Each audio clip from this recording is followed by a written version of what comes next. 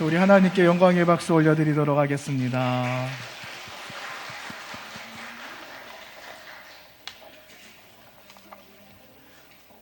말씀 나누기 전에 이미 은혜를 다 받으신 것 같아요. 네. 저도 은혜가 많이 되었고, 또 우리 아이들 교회 학교에서 잘 준비를 해주셔서 또 이렇게 신앙의 띠익기 예배를 또 이렇게 할 수 있어서 참 감사하고, 지금까지 우리 기성세대, 우리 부모 세대들께서 지금까지 믿음 안에 신앙을 잘 지켜오셔서 그 신앙의 끈을 지금도 우리 자녀들이 잘 이어가고 있지 않나, 이런 생각을 하게 됩니다. 예배 전에 우리 위원들하고 잠깐 그런 이야기 나눴어요.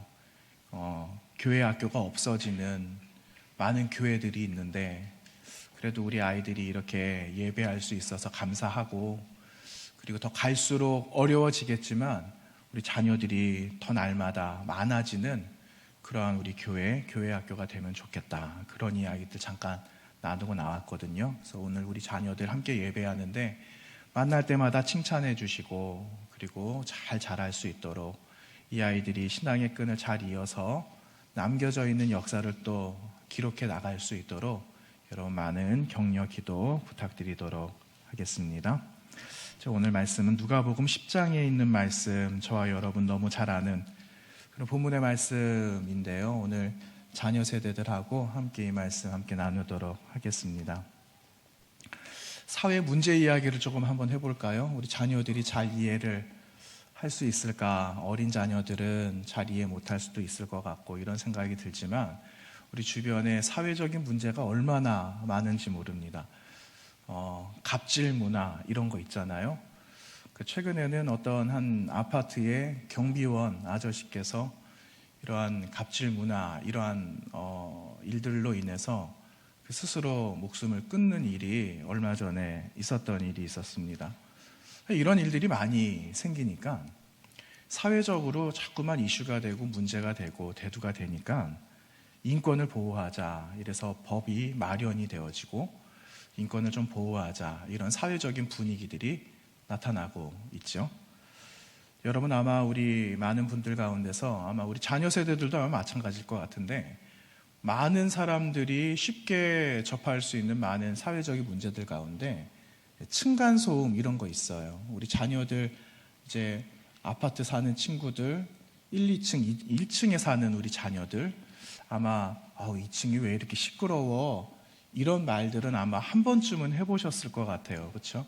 층간소음의 문제가 얼마나 많이 있습니까? 그 이웃사촌이라는 말은 참 좋은 말인데, 그 말은 이미 참 오래전에 썼던 사라진 말이 아닐까라는 생각도 한번 해보게 됩니다. 여러분 옆에 누가 사시는지 혹시 아세요? 여러분 아파트 옆집에는 누가 사시는지 아십니까? 윗집에는 누가 사시는지 아세요? 아랫집에는 아세요? 저희는 세대 수가 그렇게 많지 않기 때문에 저분이 이 주변에, 저희 집을 중심으로 주변에 어디에 사시는 분들이다라는 것까지는 아는데, 그냥 이렇게 허심탄회하게 식사는 하셨어요? 뭐 잘 지내세요? 건강은 어떠세요? 이런 이야기들은 나눠본 적은 없는 것 같아요. 그냥 그나마 옆집에 사는 가정에는 그냥 자주 마주쳐서 그냥 오며 가며 안녕하세요 인사하는 정도? 그래서 우리 옆집에 사시는 분이구나, 이런 생각은 해보기는 하는데, 우리 대부분 사람들은 옆에 누가 사는지, 이웃이 누가 있는지 잘 몰라요. 관심이 별로 없는 거죠. 우리 살기도 바쁜데 그분들 어떻게 사는지 뭐 우리가 알 필요가 있어? 이렇게 생각해 보기도 한다는 겁니다. 2004년도에 그 미국 MIT 공대에서 이런 사회적인 문제들을 좀 해결을 해보자 하는 이슈가 돼서, 이미 2004년도 꽤 오래된 과거의 날 아닙니까? 리빙 랩이라는 단어를 사용하기 시작했어요. 리빙 랩이라는 이 말은 무슨 말이냐면은 이런 거예요. 우리가 이 사회적인 문제를 직접 한번 해결해 봅시다, 이게 모토가 되는 건데, 우리 안에서 이 지역에 사는 사람들이 직접 이 지역에 있는 공공단체들, 그리고 할 수 있는 사람들과 함께 사회적인 우리 동네의 문제들을 한번 해결해 봅시다 라는 그런 취지로 리빙 랩 이런 말을 쓰는데, 생활상의 실험실 뭐 이런 말 정도예요. 랩이라는 이 말은 과학실, 실험실 이런 거거든요. 그런데 리빙, 우리가 살아가는 일상 가운데 삶의 터전에서 해결할 수 있는 실험실처럼 우리가 이 문제를 한번 사회 문제를 해결해 봅시다 하는 그러한 이야기입니다. 여러분, 우리 동네 이야기를 조금 한번 해볼까요? 저기 위에 용사촌 인근에 이제 아파트 단지가 대단지 들어오고 있어요. 그러다 보니까는 이 조그만 도로 그리고 내리 이제 왔다 갔다 하는 그 길들 가운데 물론 버스는 다니지만 큰 덤프트럭이 다니기 시작했잖아요. 그러다 보니까 문제가 생기는 거예요. 집안이 내려앉고 그리고 우리 건물들의 균열이 생기고 뭐 이런 것들이죠. 최근까지 여기 다니는 길에 집안이 좀 내려앉았던 거예요. 그러니까 도로가 파손이 됩니다. 이러니까 이제 업체에서는 그 무너진 거, 좀 균열이 되고 했던 거를 보수해 주시는 거죠. 몇 번을 보수를 저 밑에까지 하셨던 적이 있습니다. 그래서 이런 거예요. 이런 문제들을 어떻게 해결할 것인가? 그냥 공사업체에다가만 맡기는 것이 아니라 이것을 공공기관들, 우리 동네에 있는 주민센터 이렇게 해서 이 문제들을 어떻게 해결할 것인지 사람들이 주축이 되어져서 이 문제를 해결해 봅시다 하는 것이 리빙 랩이라는 이런 말입니다. 여러분, 우리 안에서도 이렇게 많은 문제들이 있잖아요. 이런 많은 문제들이 있는데 사실은 예수님께서 사셨던 그때도 문제가 있었을까요? 없었을까요? 우리 자녀 세대들이 대답해 보세요. 예수님 계셨을 때도 문제가 있었어요. 정치적인 문제들도 많이 있었고 사회적인 문제들도 있었고 종교적인 문제들도 굉장히 많이 있었거든요. 그런데 그 가운데 오늘 말씀이 또 한 문제가 주어지고 있다라는 겁니다. 그런데 그 문제를 누가 해결해야 될 것인가 하는 거예요. 이 문제를 보면 이 문제를 누가 해결해야 될 것인가? 우리 주님은 너희가 해야 된다. 그 문제를 직면하고 있는 너희가 해야지 다른 사람에게 떠밀 것이 아니라 누가 해야 될 게 아니라 우리가 해야 된다. 너희가 해야 된다. 내가 해야 된다라는 것을 말씀하고 있습니다. 이제 본문으로 돌아와 볼까요? 여러분, 오늘 본문에는 한 율법교사라는 사람이 등장을 해요. 근데 이 율법교사, 여러분 우리 세대들에게 한번 다음 세대들에게 질문을 또 한번 해보겠습니다. 이 율법교사라고 오늘 25절 말씀에 나와요. 그런데 율법교사는 율법을 잘 알고 지켰던 사람일까요? 아니면 율법하고는 전혀 관계없었던 사람이었을까요? 자, 1번하고 2번. 몇 번일까요? 맞아요. 1번이에요. 1번. 율법을 너무 잘 알고 있었던 사람이에요. 잘 지켰던 그런 사람이 오늘 예수님 앞에 나왔습니다. 그런데 여러분, 율법이라는 게 사람들이 좀 오해하고 착각하는 게 있어요. 율법은 우리를 힘들게 하는 거다라고 생각을 많이 한다라는 거예요. 왜곡이 된 거죠. 그런데 율법이란 그런 것이 아닙니다. 율법은 하나님께서 사람을 통하여서 율법을 주신 이유가 있어요. 그 율법 주신 이유를 분명하게 알아야 돼요. 그게 무엇이냐? 하나님을 잘 섬기기 위해서 하나님께서 그 율법을 우리에게 주셨다라는 거예요. 그런데 그게 사람들이 왜곡을 시키는 거예요. 이렇게 하면 돼, 안 된다라는 걸 자꾸만 맞다 틀리다라는 것으로 이야기를 하니까 율법이 결국은 나중에 사람을 판단하는 수단이 되고 말았다라는 거예요. 율법은 그런 게 아니거든요. 율법은 하나님을 내가 어떻게 섬기는 것인가, 하나님을 사랑하고 이웃 사랑하는 것이 어떻게 하는 것인가를 말씀해 주시기 위해서 율법을 우리에게 허락해 주셨다라는 그 사실입니다. 그런데 여러분, 오늘 말씀해 보시면 율법교사가 예수님 찾아왔어요. 이 율법교사가 예수님을 왜 찾아왔는가?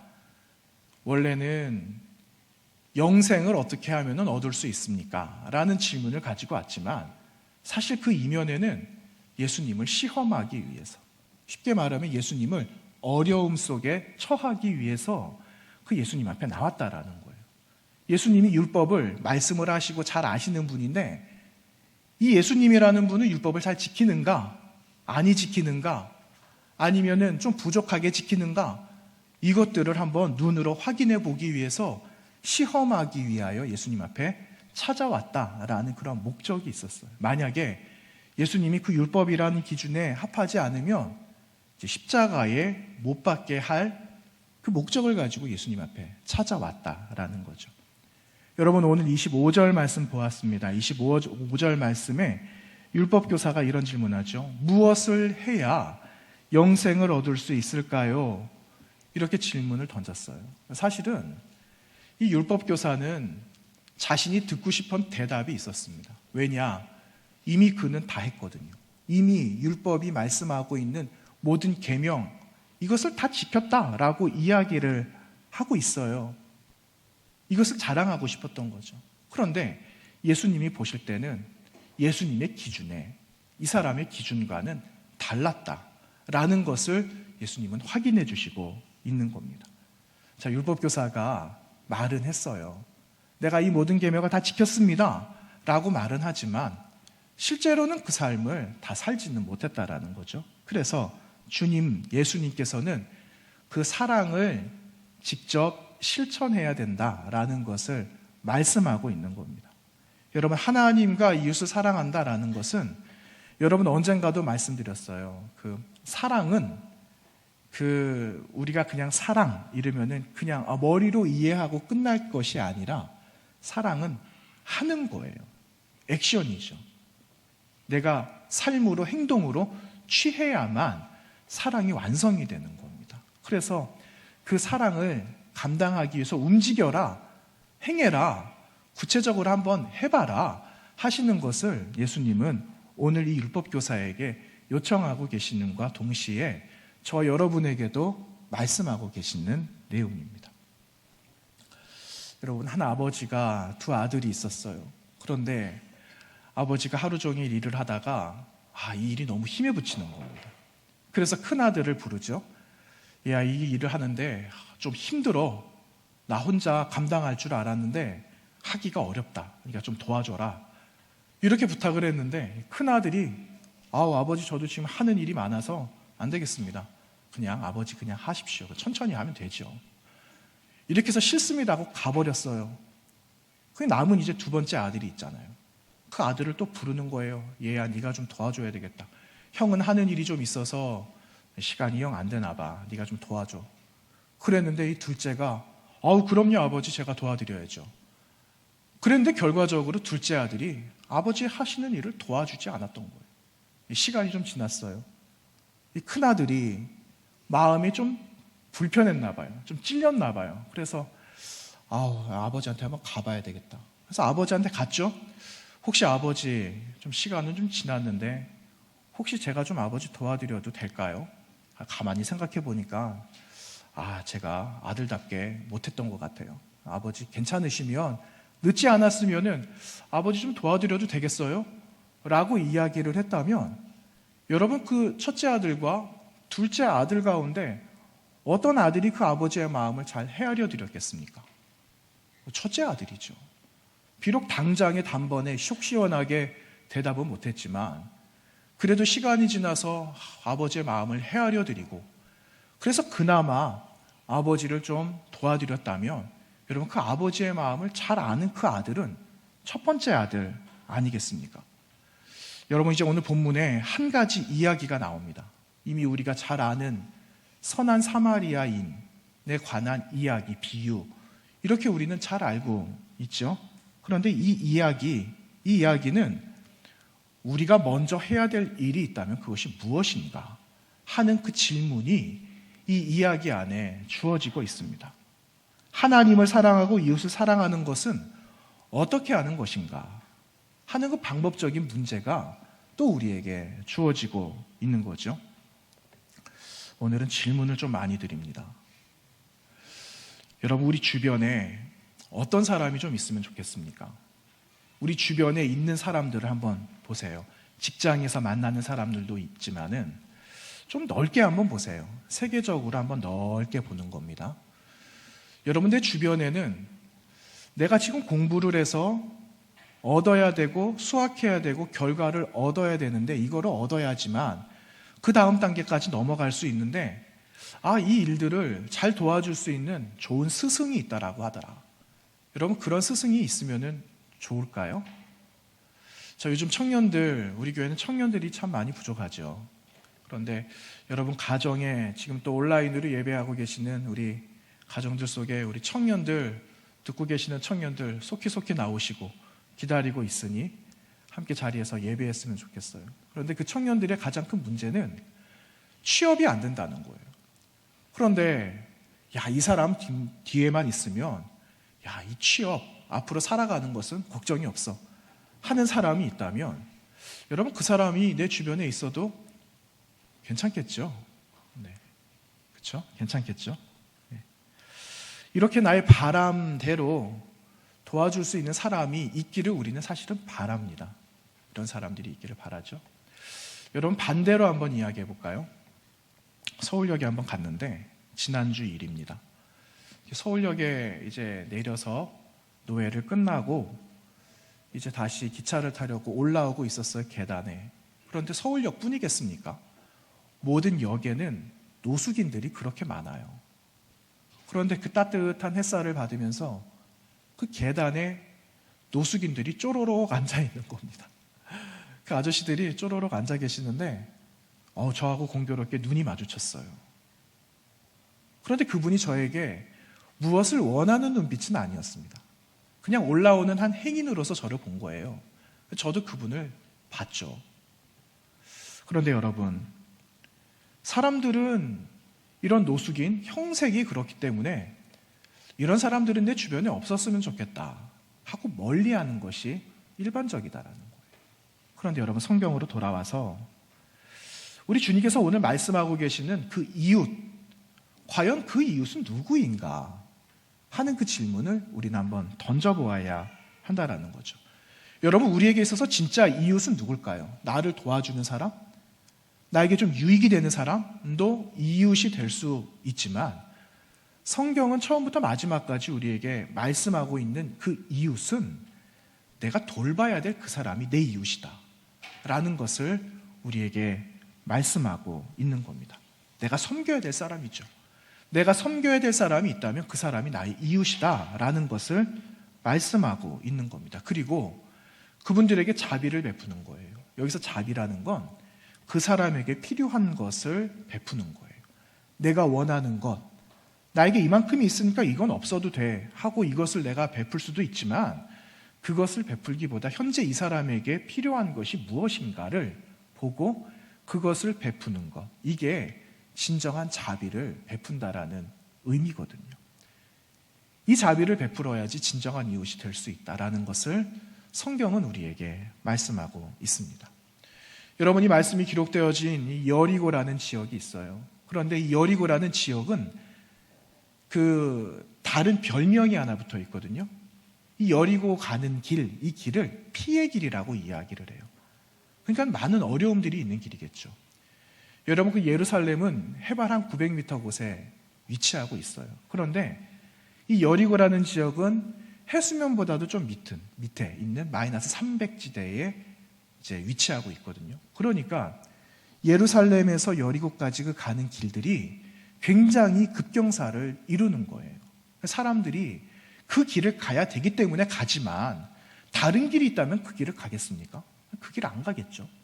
왜냐? 강도들이 나타나고 어려움을 당할 수 있고 이런 많은 어려움 가운데 처해질 수 있는 이 길이었기 때문에 사람들은 여리고 가는 길 그렇게 좋아하지 않았다라는 겁니다. 가야 하니까 그냥 갈 뿐이죠. 그런데 오늘 이 길을 걸어가던 한 사람이 어려움을 당했다라는 거예요. 여러분, 우리는 이 이야기를 너무 잘 알고 있잖아요. 모두 이 길을 세 사람이 지나가게 돼요. 두 사람은 그냥 지나갔는데 마지막 한 사람은 이 어려움 당한 사람을 도와주어서 어려움 당한 사람은 회복을 하게 되었다. 회복하게 되었다라는 그 이야기를 우리는 알고 있어요. 그런데 여기서 질문이 있습니다. 과연 먼저 지나간 이 두 사람은 누구인가 하는 거예요. 이 두 사람은 누구였길래 왜 이 사람들이 이렇게 초점이 모아지는 걸까? 왜 이 사람들의 이야기를 해야 하는 걸까? 이 생각을 한번 해보게 되는 거죠. 예전에는 교회 하면은 좋은 이미지들이 많이 있었어요. 그래서 교회 하면은 50%를 인정받고 갔던 적이 있었거든요. 그런데 지금은 그렇지 않아요. 지금은 교회 이미지를 다 잃어버렸습니다. 그런데 여전히 교회는 세상에 소망이 돼야 되고 빛이 돼야 되고 소금이 되어져야 하는 거죠. 근데 여전히 교회에 어려움이 생기면 혹은 교회와 관련된 어려운 일들이 생기면은 세상에서는 교회가 하고 뒤에 물음표를 찍습니다. 아니 목회자가? 아니 교인들이? 하면서 뒤에 물음표를 찍게 되죠. 그런데 여러분, 이 말은 참으로 그 순간에는 부끄럽지만 그래도 교회에 소망이 있구나, 소망을 가지고 있구나, 역으로 한번 생각해 보게 한다라는 겁니다. 그런데 여러분, 우리 입장에서 한번 봅시다. 우리 입장에서 어느 교회, 어느 목회자, 어느 성도 실망을 주거나 혹은 오해 때문에 생겨나는 일이 있다면 여러분, 교회는 오히려 더 큰 아픔을 가지게 돼요. 그래서 교회 안에서 사람들이 떠나게 되는 일도 있고 정죄하게 되는 일들도 있고요, 세상이 실망하는 것보다 더 큰 실망할 때도 많이 있습니다. 이것이 현실이죠. 여러분, 오늘 예수님께서 왜 강도 만난 사람, 어려움 당한 사람 이야기를 왜 들려주셨을까? 그것은 지금 어려움 당한 사람에게 진짜 이웃은 누구이며 누가 되어야 하는가를 말씀해 주시기 위해서 예수님은 오늘 이 비유의 이야기를 말씀하기 시작하셨다라는 겁니다. 여러분, 어려움 중에 있는 사람에게는 이웃이 필요했어요. 강도 만난 이 사람에게는 이웃이 필요했습니다. 특히 먼저 지나간 사람들이 있죠. 제사장이라는 사람이 있었고 레위인이라는 두 사람이 있었는데 이 두 사람은 어려운 사람들의 이웃이 되어주어야 했던 사람이에요. 그런데 그냥 지나간 겁니다. 쉽게 말하면 지금으로 보면 어려운 사람이 지금 있는데 성직이라고 가지고 있는 사람이 그냥 못 본 척하고 그냥 지나간 것과 같다라고 보시면 되는 겁니다. 왜 그냥 지나갔을까요? 그것은 그 길이 너무 위험한 길이니까. 혹여 내가 이를 도와주다가 혹시나 나도 어려운 일을 당하게 되지는 않을까, 이러한 두려움들이 그들에게 있었다는 거죠. 그리고 조금 더 성경적으로 보면, 말씀적으로 보면, 율법적으로 보면은 여러분, 이들은 구별된 사람들이었거든요. 그러니 이러한 상처 입은 사람들을 도와준다라는 것에는 율법으로 매어져 있는 것들이 있기는 있었어요. 그런데 그것보다 더 먼저 되어져야 하는 것은 먼저 생명을 살려야 되는 일이 우선이었다라는 거죠. 그래서 예수님은 이 이야기를 말씀하신 겁니다. 이유가 어떻게 되었든 간에 여러분, 우리는 이 이야기를 들으면 먼저 지나간 사람들의 그 행위들, 이걸 보면 우리는 실망할 수밖에 없는 거죠. 하나님 사랑, 이웃 사랑을 하는 그 일들 가운데 가장 먼저 으뜸되어져야 되는 사람들이었기 때문에 우리는 실망할 수밖에 없어요. 그래서 이들도 역시 예수님을 찾아온 율법 교사와 다르지 않았다라는 것을 우리는 생각해 보게 됩니다. 여러분, 사무엘상 15장 말씀을 보게 되면은 사울이 아말렉과 전쟁을 하게 되거든요. 그런데 하나님께서 그 전쟁 이후에 내가 사울을 왕 삼은 걸 후회해, 이렇게 말씀을 하세요. 왜냐?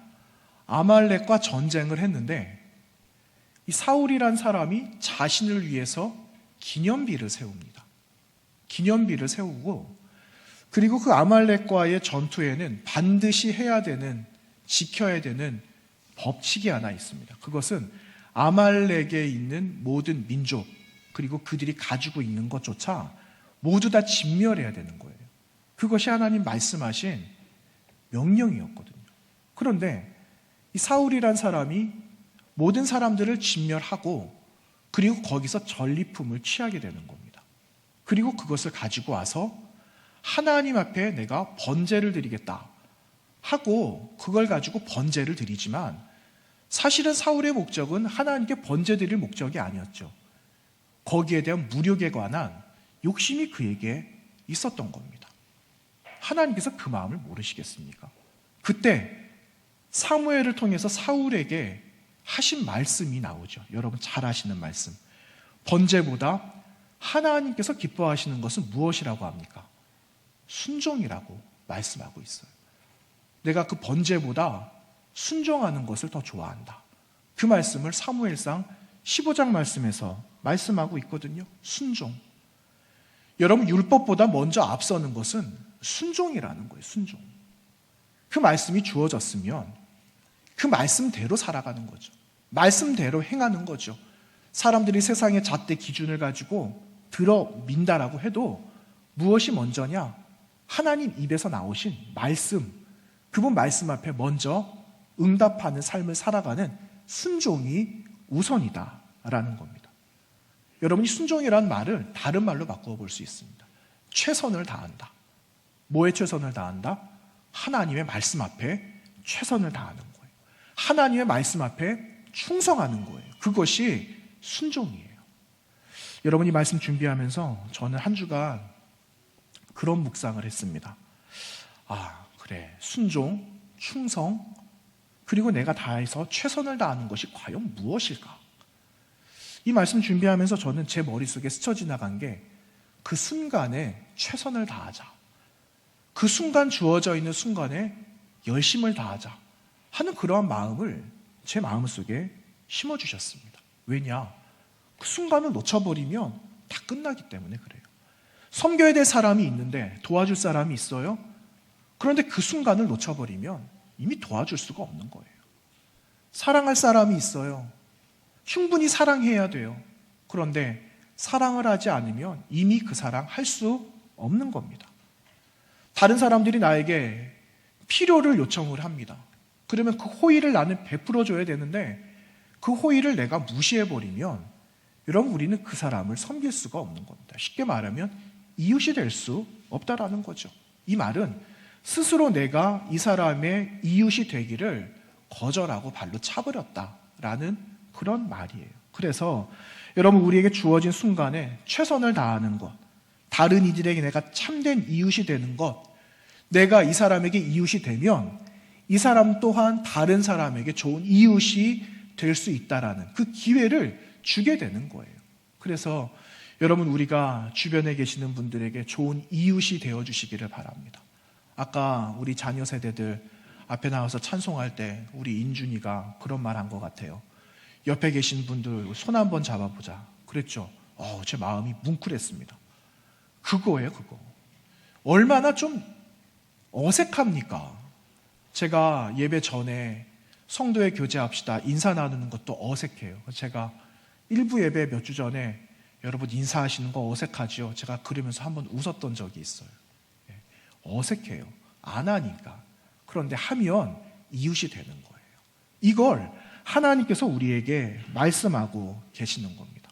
사랑하는 여러분, 우리 주변에 여러분이 좋은 이웃이 되어주시기를 바랍니다. 여러분, 좋은 이웃이 되어주셔서 이제 우리 교회가 감당해야 되는 것이 얼마나 많은지 몰라요. 근데 그 감당해야 될 것이 많다라는 건 원래 정상으로 교회의 본질을 찾고 교회가 해야 되는 일들을 다시 해야 된다라는 거예요. 그러면은 교회에게 그걸 모든 걸 맡기고 뒷짐지고 있는 게 아니라 우리 한 사람 한 사람이 다시 시작하지 않으면 안 된다라는 겁니다. 그렇죠? 3년간 잘 쉬셨잖아요. 3년간 저도 잘 쉬었어요. 그런데 그 쉬었다라는 건 하나님께서 3년간 다시 충전할 수 있는 시간을 돌아보게 하시고 여기까지 새 시간을 준비해봐라 하신 사인인 것 같아요. 그래서 내년에는 여러분, 우리가 좋은 이웃 되기 위해, 좋은 성도가 되기 위해서 다시 손을 잡는 일들을 시작해야 되는 거예요. 여기에 계신 분들은 손을 잡을 수 있지만 오늘 안 나오신 분들은 테레비를 향해서 손을 잡을 수 있을까요? 그렇게는 못해요. 어떻게 손을 잡을 수 있느냐? 그분들에게 찾아가서 손을 잡을 수 있겠죠? 이렇게 우린 손을 잡는 그 훈련들을 다시 감당해야 하는 겁니다. 구체적인 것을 행해야 되는 거죠. 여러분, 제가 오늘 자녀들도 있어서 영상 하나, 한 3, 4분짜리 하나 준비했어요. 그래서 영상 하나 잠깐 보고 오늘 말씀 마무리하도록 하겠습니다. 네, 소리도 켜주세요.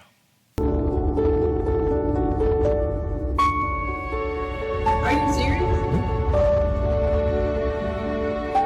What's your name? Lorelai, Lorelai, and you're how old? 14. And you love your team? Do you love your team? No.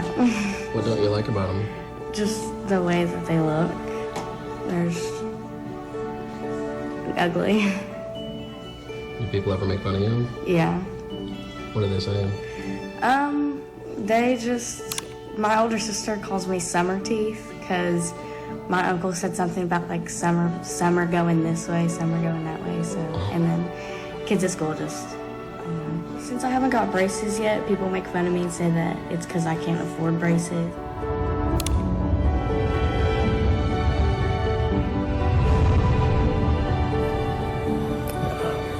I can't fix that.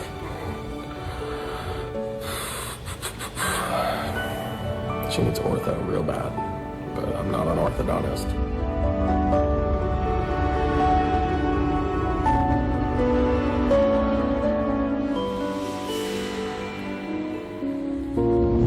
I think what I'm going to do is I'm going to pay for your braces. Are you serious? Are you serious?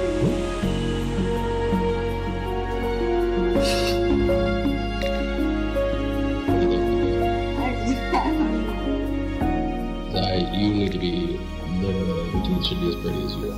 And anything less than that is ugly. You're welcome. Sometimes we can only do so much as parents.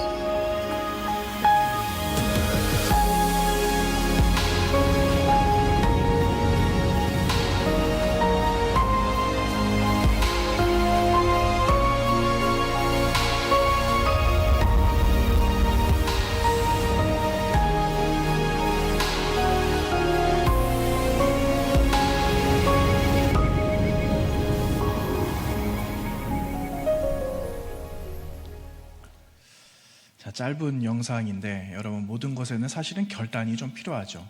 예, 작은 일도 결단이 필요하고 큰 일도 뭐 결단이 필요하지만 마음의 문제 아니겠습니까? 여러분 그 사마리아 사람들이나 그리고 유대인들은 서로 사실은 인정하고 싶은 그런 집단들이 아니었어요. 그런 사람들이 아니었죠. 그런데 원수 같은 이 사람들, 그런데 이러한 인격적으로 대접을 받지 못하는 이러한 그 사마리아 한 사람은 한 유대인을 도와주게 된 거예요. 도와주고 그리고 그 사람 옆에는 아무도 없다라는 것을 알고는 그가 진정한 이웃이 되어 줄 수 있었던 거죠. 그런데 그의 마음속에 결정적으로 긍휼의 마음이 없었다면 그도 어려웠을 거예요. 그의 마음속에 긍휼의 마음이 있었기 때문에 그는 그의 필요를 채워줄 수가 있었던 겁니다. 그런데 여러분 제가 우리를 긍휼히 여겨주신 분이 한 분 계세요. 그분은 누구시냐? 바로 예수 그리스도예요. 예수 그리스도께서 우리를 긍휼히 여겨주신 거예요. 죽을 수밖에 없는 저희들, 사마리아 사람이 강도를 만난 한 사람을 만난 그 형색보다도 더 어려운 우리를 하나님은 예수 그리스도를 통해서 보게 하시고 그리고 그분을 통해 우리가 그 영원한 구원을 얻는 한 사람이 또 될 수 있었던 것 아니겠습니까? 주님은 우리를 위해서 이 모든 것을 다 내려놓으셨어요. 죽기까지 하셨다라는 그분의 생명을 십자가에다가 그냥 못을 박으셨다라는 거예요. 그래서 우리는 그 긍휼함으로 구원 얻은 백성이 되었다라는 사실입니다. 그분이 진정한 우리의 참 이웃이 되어주신 것이죠. 여러분 이 숙제가 우리에게 주어졌어요. 여러분께 그리고 오늘 자녀 세대들에게 부탁을 드리는 것은 우리가 긍휼을 받은 것처럼 그 긍휼함을 이웃에게 필요한 사람들에게 긍휼을 베푸는 그 숙제가 우리에게 주어진 겁니다. 근데 그 숙제를 언제 끝나냐? 그 숙제는 주님 오시는 날에 끝나는 거예요. 그래서 그 숙제를 여러분 잘 감당하셔서 긍휼 여김 받은 것처럼 내가 긍휼히 여기는 그런 좋은 이웃이 되어주시기를 부탁드립니다. 여러분 이제 추운 겨울이 다가오고 있어요. 추운 겨울 옷이라도 또 먹을 음식이라도 혹시나 필요하신 분들이 계시면 우리가 먼저 해야 될 일이 무엇이고 누구에게 해야 될 것인가 이것을 잘 분별하여서 하나님 기쁘시게 해드리는 세상의 교회가 또 성도가 좋은 이웃이 되어드리는 그런 계절이 되기를 간절히 원합니다. 함께 기도하도록 하겠습니다.